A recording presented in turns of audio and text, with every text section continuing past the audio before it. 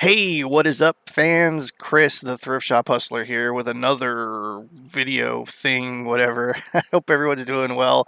I'm doing great. I haven't been making videos lately, and I'm kind of getting back into it now with my new kind of schedule and regimen, I guess you would say. So I'm having some time in the morning to do some of these videos. So hopefully we'll make some more videos. Anyways, the short of it is this is going to be the top 10 vintage figures sold this month. There's a lot of great sales here, a lot of great information. If you're new to the channel, definitely go down there, click the subscribe button, and click the like button right now if you can. That helps the algorithm. And if you're alive, if you're not an NPC from the Matrix, go down there and say hello in the comments so that I know that you're alive. Because if you're not alive, then you're not alive. You're just an NPC from the Matrix. Anyways, I'm feeling super silly today. The short of this is we had a really nice donation. A really nice lady donated these. She knew what she had, and I've showed that note. Oh, and by the way, I'll leave a prerequisite video up there. So if you want to pause the video and watch that, it's only a few minutes. It kind of lays out what's going on here. But anyways, 95 figures. We raised over $7,600. I think it's going to be close to almost 8,000 when everything's said and done. Really nice donation, way better than I thought was going to happen, because back in the day I used to collect these. As a matter of fact, I almost started my own grading company for grading toys, and that's what it was called, gradingtoys.com. And unfortunately, some of the big boys kind of caught onto that, some of the big grading companies, and they took over. They saw what I was doing. I was grading Hot Wheels and I was grading action figures, and no one was doing that at the time.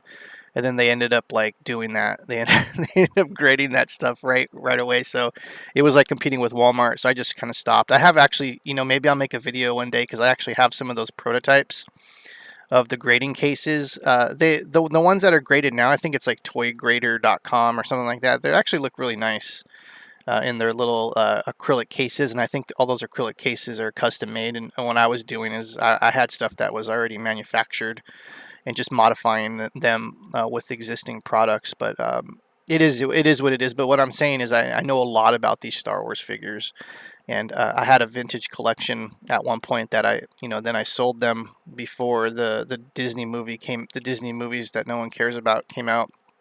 And so I don't have that vintage collection anymore. But the moral of the story is these things have gone up in price from what I remember. Not like a ton, but they've gone up more than I remember. Like when I first saw this collection come in, I was blown away for the fact that these were basically never played with, and they all had their accessories, which is incredible in itself. Some weapons alone go for over $100, and maybe we'll make a separate video on that. And like I said, I kind of made a Star Wars video, and hopefully I remember to put the video link up above. I made a Star Wars video, like a Know Your Stuff, so if you want to watch that too. Anyways, let's get into the top 10 items sold from that collection. You're going to see a general theme. These are mostly all, I think these are actually all Power of the Force, the top 10. Power of the Force, for those who don't know, the TLDR on this is the last 17 figures. That's what they're called. In 1985 and 1986, the very last Star Wars vintage figures that were created, there was like called Power of the Force. They came with these coins, and they were the last 17. And the reason why they're so valuable and so popular is they didn't really produce a lot of them. They did produce a fair amount of these, but not the numbers of like Return of the Jedi and Empire Strikes Back. The original Star Wars line, they didn't really produce too many of those, but they did reissue the figures through the whole year. So like you would find like an Empire Strikes Back Chewbacca or whatever, they would reissue them for the different movies. But for the most part, the Power of the Force are extremely hard to find, especially with all their stuff. And so we're going to get into that right now. I know you're like, Chris, you're babbling again. And for those the Matrix NPCs, we're going to get right to it, because you don't want to hear me babbling, because I babble sometimes. It's just what happens when you have too much knowledge. Anyways, let's start this off. Anyways, I'm really happy that you're here. If you've made it this far, congratulations. You didn't click the button and just like, oh, who is this guy? What is he talking about? Anyways, these are going to be the top 10 figures, starting from number 10 to number 1. First starting up, Lando Calrissian, as we can see here, Power of the Force figure. Came with his coin, came with his gun, came with his smiley face. $258. Amazing. Next up is the Han and Carbonite. What was actually crazy about this one is it actually came with its plastic insert. Normally kids would throw that away because it's like part of the packaging, but this one actually came with it. And it was nice because it all fit all beautifully together, because this is how it was packaged. That Carbonite would fit right on top of that, and then he would be underneath it in the package. And he came with all his accessories. $270. Amazing. Next up is a classic, is an all-time favorite from Star Wars fans, a Man-A-Man. That's the name, a Man-A-Man. I thought this was like, when I was a kid, I was like, I always called this guy a Magnon or something like that, like a Maganon, and because I just didn't really like read it. It's just kind of like what my brain automatically thought this guy. He's like a lizard. You wouldn't think his name was a Man-A-Man. And I'm probably sure it's like pronounced something else, but everyone calls it a Man-A-Man because it's a Man-A-Man, but it's not a man. It's like a lizard. Anyways, this sold for $282. Came with his staff and his coin. And like I said, sometimes the coins go for like $100 a piece or more. The weapons. Here's the thing. Like, if I thought about this after the fact, but I could have probably made a few more $100 for this whole thing if I would have just even broke this up even more. Like, just sold the coins by themselves, the weapons by themselves. There could have been hundreds of dollars extra made, but then it would have been like, how much more time did I want to put into this? And to me, as a collector, you would like kind of want all this stuff together, like how it is right now, how it is here with the coin and the accessory, weapon, whatever. So that's what we did it. But like I said, if you're ever like, God, I want to squeeze every little dime out of whatever I buy. If you ever came across a collection like this, which I doubt, by the way, this is a once in a lifetime donation here. You can easily squeeze a few more dollars out of this by just selling everything separately, especially in the conditions that they were in for this. But I didn't want to spend an extra week listing. Next up is this Luke Poncho, $288.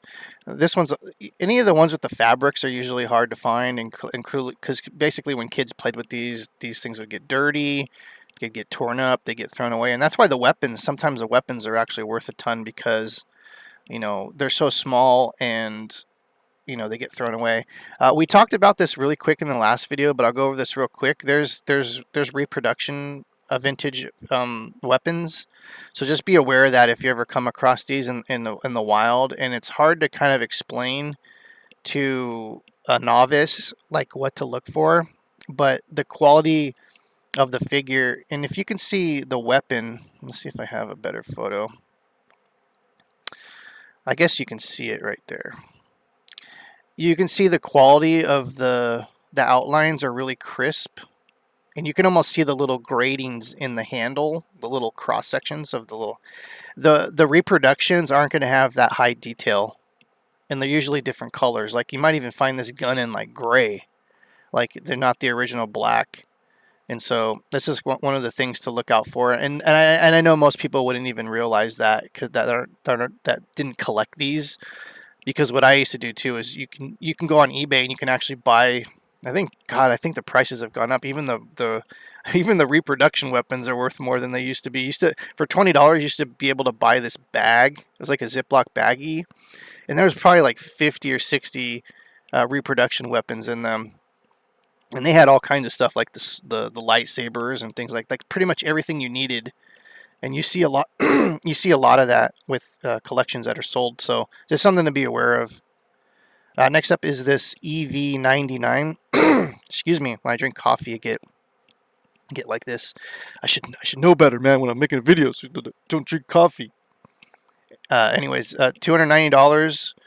This one doesn't come with any accessories. He's kind of this guy's kind of a jerk in the movies. He's like literally like a droid slave owner. He works in Jabba the Hutt's palace.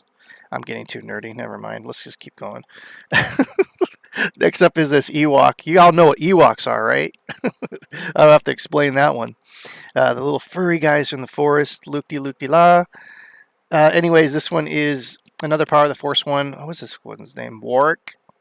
Warwick had a. Oh, by the way, too, these figures like will have copyright information. I'm gonna drink more coffee and ruin this video.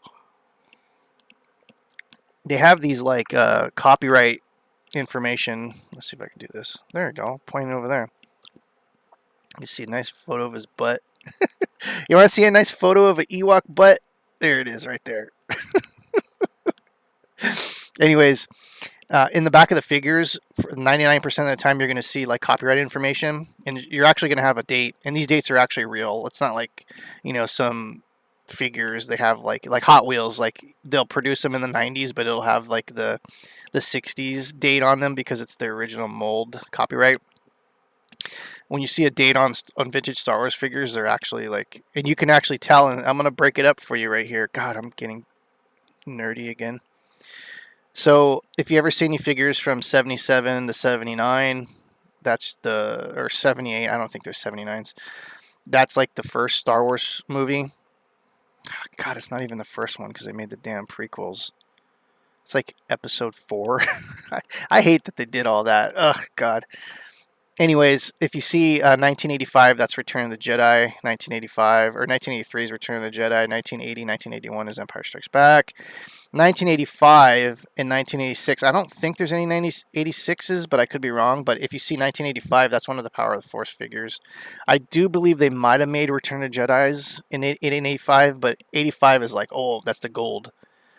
Even the original figures aren't really worth a ton unless you can find the telescoping Luke Skywalker, and I'm getting way too nerdy again with the information that I know about these damn things.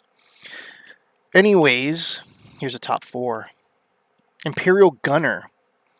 This guy's gun is extremely hard to find because it's so small and it gets lost so easily. So the gun alone is probably worth like $50. Another hard piece to find. Amazing condition. $316. Top 3. A-wing pilot. Another one that has a really extremely small weapon. Amazing condition. Brand new, almost out of the package. These things are credible. $323. Top 2. Number 2. This is probably one of my favorite vintage Star Wars figures of all time. Is the Luke and Stormtrooper outfit. It's almost impossible to find them. To find the helmet. I bet you the helmet could probably sell for like $100. There he is. He's got the weirdest shaped face. Did I do a close-up of his face? No, I didn't. Failure. I'm a failure.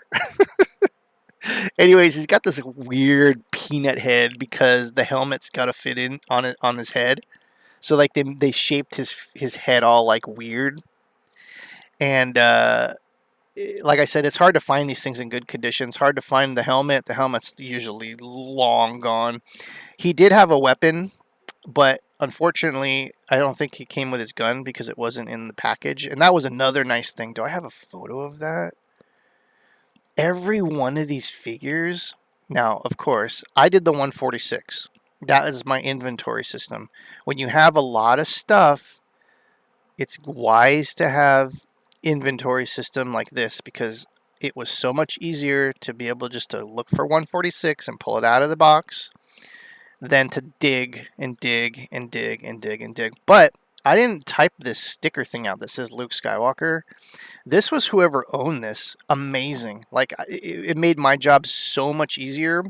I knew what a lot of these figures were and the names of these figures, but this just made it so much easier for listing. So thank you, person, whoever did this in the 80s. You're amazing. And I say the 80s because it's a typewriter. Someone actually put these stickers in a typewriter and typed out, probably on a sheet, typed it out, and then stuck these on there. And it's just, these figures are amazing. Anyways, here's the last one. R2-D2 pop-up saber, $575. Amazing. Another kind of accessory is that pop-up saber that's in there. That saber probably can go for like $100 or $200 by itself.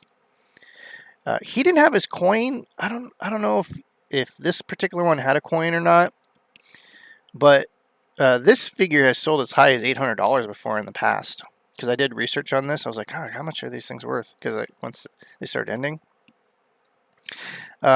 this one's sold for $575, which is amazing. The other one that sold for $800, the sticker looked more white, like it was like really really clean. This is still like C9 for sure, C9.5. I think I wouldn't grade this a C10 just because of the labels kind of got some yellowing to it, though. This is literally as good as you're gonna get in terms of finding these loose. Like you'd almost have to buy this in the package and open it to get this condition, like literally. And even that's gonna be hard to find because sometimes these things were left out and the sun got to them. Anyways, I'm Chris, the Thrift Shop Hustler. Yes, you've made it through the damn video. Congratulations. You should actually get some sort of award for making it all the way through my video. I don't know what I would give away. More NFTs. I'm still doing that, by the way. I still love NFTs. They're fun. Anyways, I'm Chris, the Thrift Shop Hustler. I love you. Thank you. Have a great week. And if you got any kind of value from this, all you need to do is go down there and say hello and click the like button. And that's all I ask. Thank you. Bye-bye.